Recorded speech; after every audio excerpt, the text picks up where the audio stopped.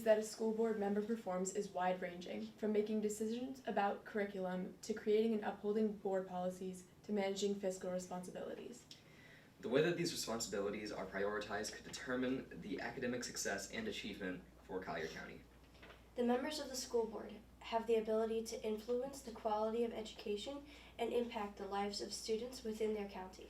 A candidate's morals and stance on pressing issues can determine what changes are going to be made if they are elected to the school board. Candidates that have held other positions of leadership or have been involved in the community have their accomplishments to speak for them. Each candidate has also published their own websites to share their bios, individual platforms, and ideas. In an effort to help facilitate Collier County voters making informed decisions, the WAVE has conducted interviews with the school board candidates discussing their goals for their time on the board, as well as new things they may bring to the table. The candidates were asked a standard set of questions ranging from their background, philosophy of education, and budgeting. Follow-up questions are only based on whether a member of the editorial board has a need for clarification. In the interests of non-bias and nonpartisanship, the editorial board at the WAVE has decided to present the raw, unedited interviews of each Collier County School Board candidate on our website. The candidates were made aware of this in our invitation to them. Elections have consequences, and voting is your right. If you are not 18, your voice can still be heard. Engage with your family and your neighbors. Like school? Yeah, very nice. Thank you. Did a good job. Thank you. Now I'm questioning why they spent $100 million in building the one in North Naples. Alright, well, I think we're all ready. Ready? All right. We got water here for you as well. Okay. Alright, well, without further ado, I'd like to take this opportunity to thank you for coming here today. We truly appreciate you taking the time to be here with us. The purpose of these interviews is to inform voters and stakeholders on the importance of the role of the school board in education and to increase student involvement in education. To begin, we'd like to introduce ourselves as the editorial board, and then we will proceed with the interview. Okay.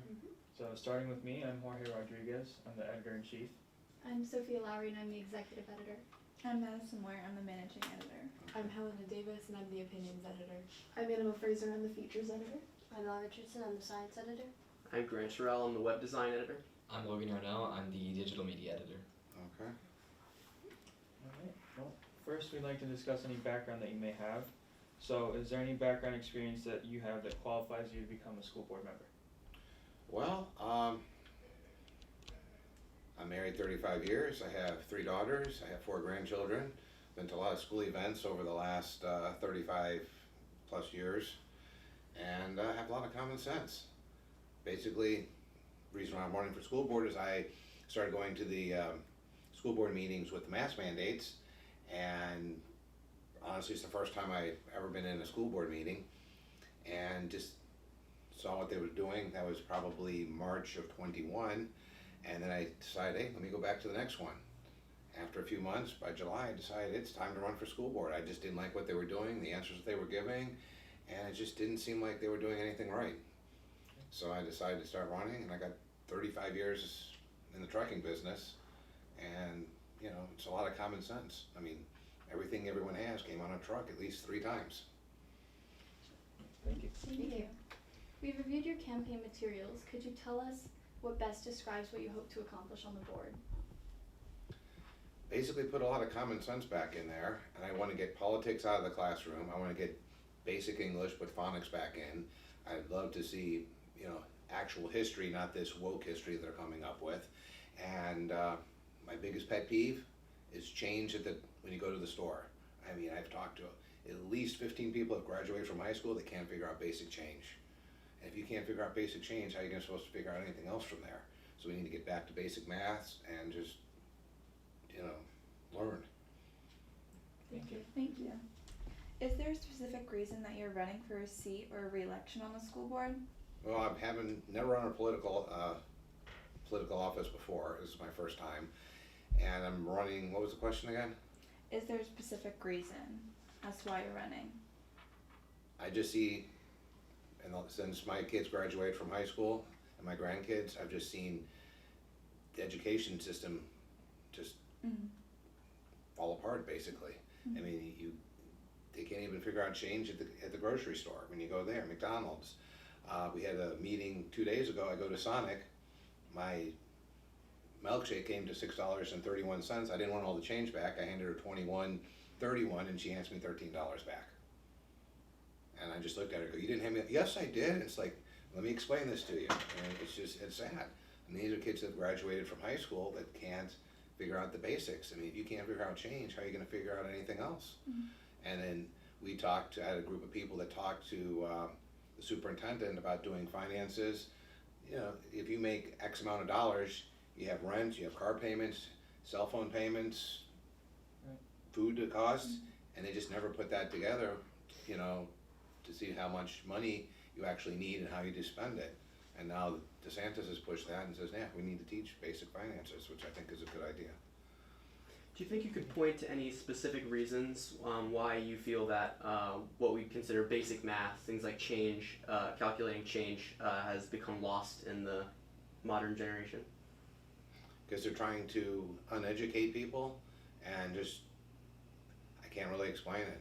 I mean, they're just taking your basic rights and knowledge of everything and just putting it away. I mean, you know, a lot of those people I talked to, 3 of them didn't know what pennies, nickels, and dimes were. You know, there's 100, you know how, do you guys know how change works? Yeah. You know, pennies, nickels, and dimes, now how much each sums up. I don't know why they're failing at that, and that's part of the reason why I'm running, because I want to see that put back in the education system. A lot of children can't read. You know, they've switched the reading methods around. I want to go back to phonics, which seems to work out the best. The school system went to another system, which it's not working, so I'd like to see that to go back, and, you know, just basic education. Thank you. Are there any previous accomplishments of the board that you plan to build upon or make further contributions to? I'd like to see, right now, with the budget, I'd like to see the budget be addressed a little bit more. You guys built this school on $14 million, I was told. We spent $100 million building a school in North Naples. I've been in transportation my entire life, and if you grew up around here, you've seen where they built the high school off of Livingston Road, that's maxed out for development. You know, off of Immokalee, they're gonna be building more buildings and more houses out there because it's gonna be less expensive, so more families can go out there, and there's no school between there and Immokalee. And I bet in the next 10 years, I mean, right now, we're approximately 400,000 people that live in Collier County, and they're saying in the next 10 years, we're gonna have 1 million people living out here. Most of them going out that direction. Why did we spend the money there when it should have been spent someplace else to put another school in there? And, you know, it's just failures left and right that I see, and I just want to address that and take care of that. I've also, teachers, it's been very tough to get teachers here from what I've talked to. The average teacher in Collier County makes about $54,000 a year. And I've talked to 17 different teachers in Ohio, Pennsylvania, Michigan, and Indiana that live in very small rural towns. They're making over $70,000 a year, and the cost of living isn't nearly what it is up there that it is in here. So with a 1.5 or $1.44 billion budget, if you just do the math, divide by 48,000 students, that's $29,000 per student. This school's operated on just over $9,000 per student. I mean, where's that extra money going to? You know, we should be able to shift some of that around and have student choice where you can choose where you want to go and have some of that taxpayer money follow you. And the last school board around, they said they raised the budget by $150 million. It's not going to affect everyone. If you own a business, property taxes, that affects that because that's paid, everything's paid by the property taxes. If you rent, you live in an apartment, that your rent's going to go up because the property taxes go up. So we just need to address that and learn to do more and less. Thank you. So now that we've established a background with you, we're going to shift our attention towards schools. So in the last 5 years, there have been 2 major hurricanes and a pandemic. So how would you support the students and staff in the event of such a crisis? Right now, I think they've done a very good job with what they're doing. We need to look out for the more students that live in lower income areas, make sure they have the supplies that they need. And I like the idea that all the schools, majority of them are used for hurricane shelters that are there. So get the families and the local neighborhoods, get them into the schools if they're in low-lying areas or have problems with there. And that way they can help, take care of everything during hurricanes, and then the community's been pretty good there. I mean, I live in Everglades City. We're pretty much recovered from the most part. Everyone's got everything taken care of. North of here, it's hit pretty bad. I mean, our office got wiped out with 4 feet of water. We're still working on that. We lost a lot of equipment, but building codes have over the last 50 years have changed. I mean, our business has been there for almost 50 years. The most we've ever seen, and we're right across from Oaks Farms, is maybe 2-3 inches of water in the main office. We had 3 feet. Wow. So I'm sure a lot of the building codes are going to be changing. Yeah. I'm sure a lot of the codes from schools that are built are going to be changing too. The wind loads are going, up for all the buildings, so that'll be addressed in future buildings, and that's pretty much everything. Thank you. All right. Please describe what you believe a perfect school would look like. Something like the charter schools that I've seen here. I mean, I know Kelly. You guys interviewed her a couple days ago, and I've been to Mason a few times, and it just seems like the perfect school. It doesn't matter where everyone comes from. I mean, I want every kid to learn what they can. I mean, it doesn't matter, where you come from, a rich neighborhood, poor neighborhood, whether your parents are from this country or not. I mean, I want every kid to learn. After I first ran for school board, I was driving up to a dinner that they were having. I was going to speak. It was the first time I ever got to speak, and I'm not really a big public speaker type person. And there was a really bad car accident on 41 in San Marcos. Car ended up ripping apart the guardrail, and there was like 2 or 3 people. And I told my wife, "Hey, we should stop and help these people." And they said, "Oh no, we got this. Go ahead and go. We don't need all this extra cars." As I got up the road, the police weren't even there yet. I saw 3 Collier sheriff's car going by, just going real fast to get there, and then fire department. And I realized, when you look at, you call 911 or your house catches on fire or there's an accident, EMS and the police, they don't ask who the people are that are in there. They just know there's people and they're a problem, and they're there to help. Right. And I think, the school system and everybody should, pay attention to a little bit more than that. I mean, politics nowadays, they just separate everybody. I mean, I have 3 daughters, and I don't want to see anything happen to them, and my son-in-laws, my grandchildren, and my grandson gets picked on a little bit, which I don't think is right, because I don't like him, because he's Hispanic, and they just push the envelope a little bit with him sometimes. But he comes back, but I think everyone's pretty much wants to be on the same page and learn and do everything. Thank you. So I think that leads a little bit into my next question, which is how do you feel schools should approach controversial topics like religion or politics? I think no matter what side of politics you are, I think it should probably be left out. And math doesn't have politics, 1 + 1 is 2, 2 + 2 is 4, do it that way. And as far as, what was the other end of the question? Religion and politics, how should they be discussed? I kind of like religion. No matter what you go, when you lose the faith out of anything, it seems to cause a problem. Where I grew up, and it seems like there were churches were filled for 2 services on Sunday. Now it's like half full and 1 service on Sunday. I'd like to see a little bit more religion. The breakdown, when you break down religion, you're breaking down the families, and I'd like to see a little bit more family involvement in schools, and just family involvement in everything. If you get a little bit more church or synagogue or whatever religion you are, I think it'd help bind everyone together and then unite everybody no matter what the religions are. Thank you. How would you advocate to ensure that children aren't forced into a one-size-fits-all learning model? Well, I think unfortunately, not everyone's the same, and I think you have to look at each individual. There's probably should be a few different categories depending on the individuals, no matter where you come from. I mean, there's going to be students that are better in math, students that are better in English and science and everything. Yeah. Identify the strong points of every student and then capitalize on that and put them in there. I mean, if someone's not very good at math and they're very good at science, put them in there, and vice versa. And just pick out their strong points and do that. What you can do, you can't do, and vice versa. And just that's how we have to deal with everything. Going off of that, do you believe that the weakness points should be a focus too for the students that are, say like you're good in science or struggling in math? How would you go about that? Well, you're going to push your strong issues, but you have to have the basic understanding of the weaker issues too. I mean, not everyone's going to be able to master the weaker issues, but at least they learn how to do it. My one daughter wasn't very good at driving, and she couldn't figure out any common sense, but she still had to master it because she still had to get from point A to point B. Right. I mean, she pulls up to a light. Oh, can I make a left-hand turn? It's like, yeah, the light's green, but you gotta wait for the other cars to stop going the other way. It was just no common sense with her, but she mastered it, and now she can get to point A to point B, and it's been a few years since she's had an accident, so that's good. Okay, Thank you. thank you.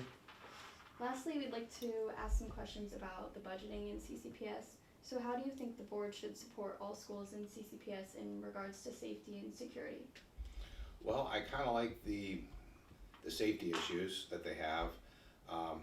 Everything seems to be locked down on the schools. I'd also like to see, being in the transportation business, I've had turnstiles in a lot of my places, which is like going into concerts, which the big round tubes that you kind of go through with bars, so you can only go one way. So if you have single entry points like what you guys have, and then all the exit doors you can't get into. You can get out for safety, but you can't get back in. I'd like to see that. I'd like to.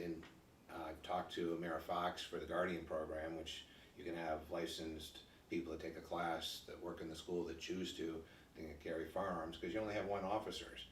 And I think it would be a very good idea if you could arm a handful of people, not everyone. It's concealed so that you don't know who it is. Because back in the 90s, they put in gun-free zones in all the schools, and that's when all the problems started.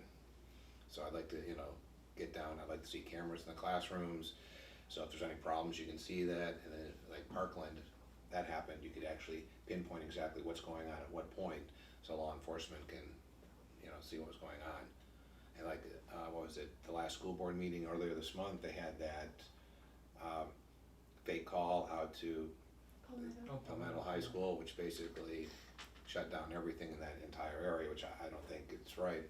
I don't think you should be messing around with any of that. I hope if they didn't catch the person, I hope they do catch them and then gets prosecuted to the full extent of the law. I mean, I don't think there should be any issues of threatening anyone, or, safety is the top issues. I mean, when I grew up, there were never had these issues with any problems or anything. And I think, unfortunately, the times have changed a lot in the last 35, 40 years. And I wish we could go back to that, but I don't think that's going to happen.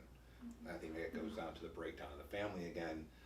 When I used to get in trouble when I went to high school, I didn't worry about the principal. It was when I got home.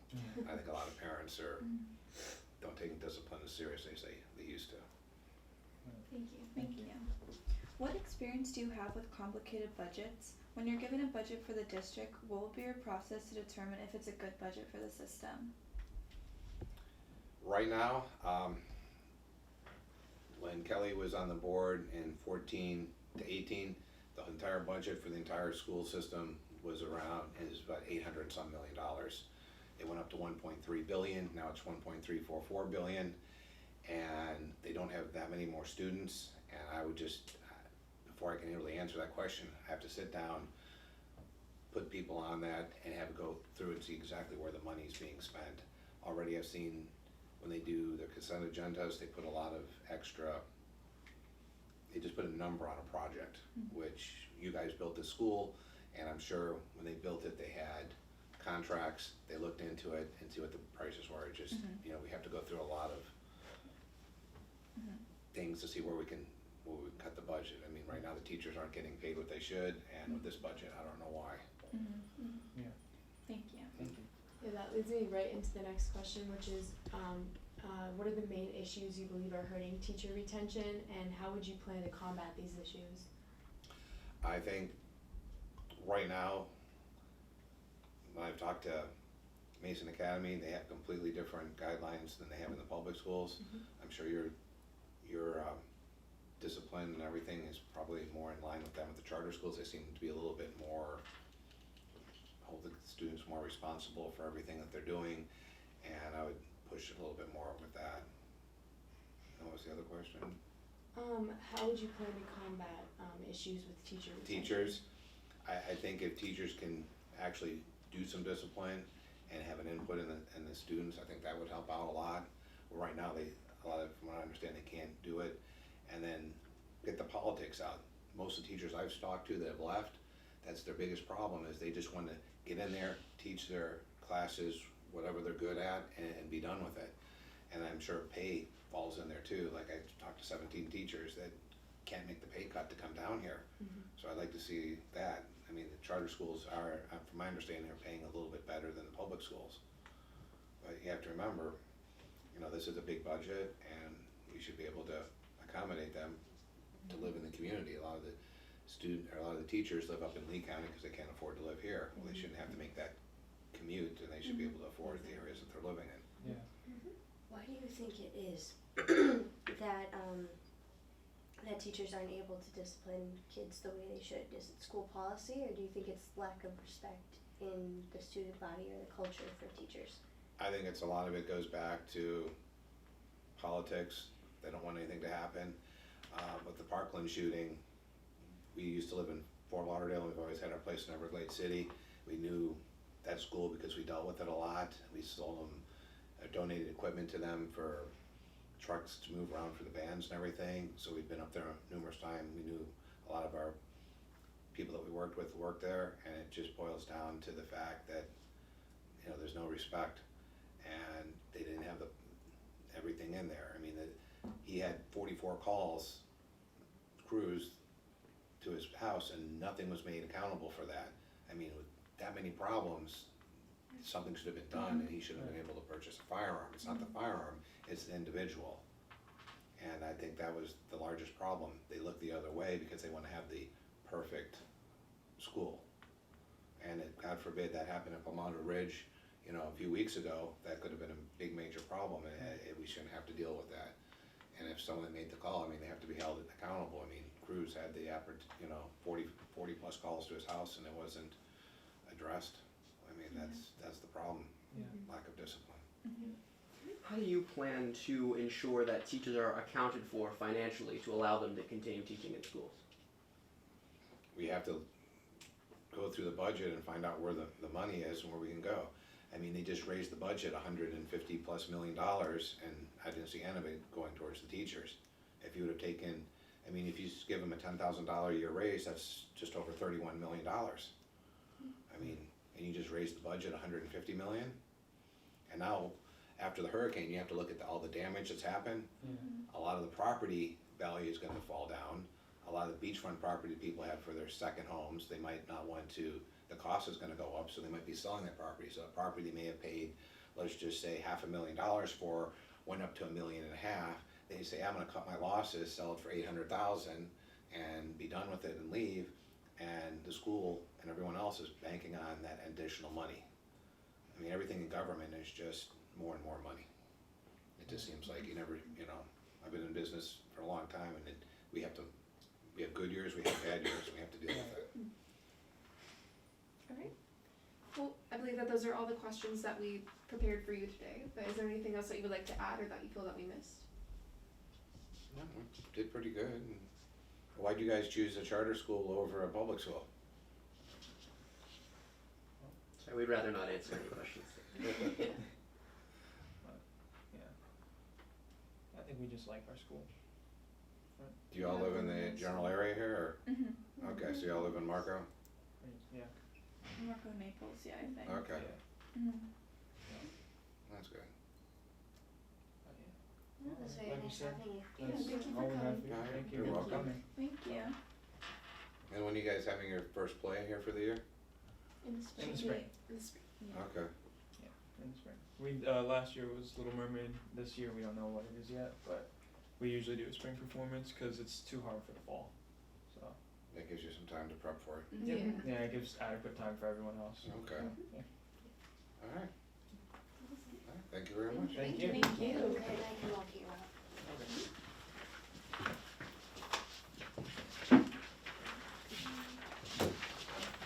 Have a good day. You You too. too. Thank you. too. Thank you for coming.